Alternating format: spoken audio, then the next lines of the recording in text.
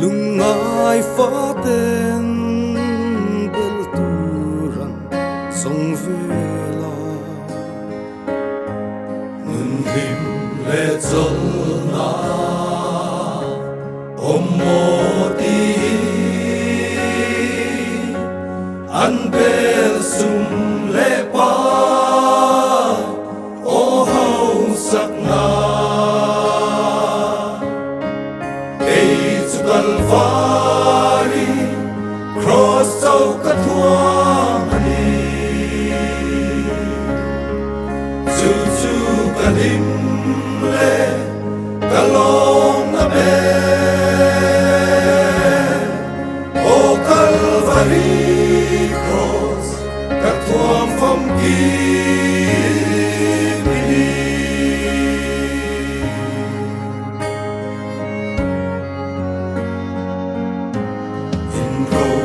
Puile mo lirte chiti rangka dar tui silpuan tra in belly pokom ton thule rimoi tin re thamuan natura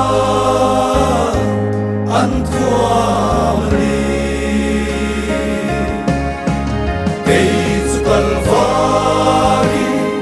cross sau kathuamani chu kalim le kalong na be o Kalvari cross kathuam phong ki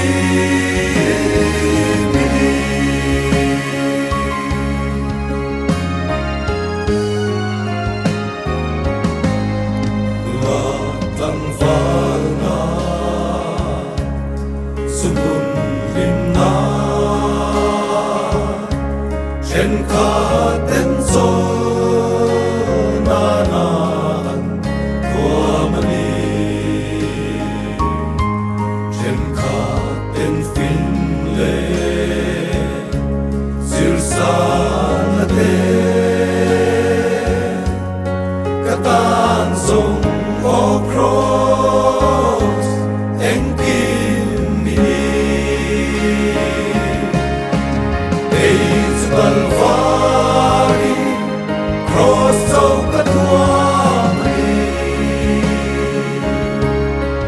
chu kalim le kalong na be o Kalvari cross kathuam phong ki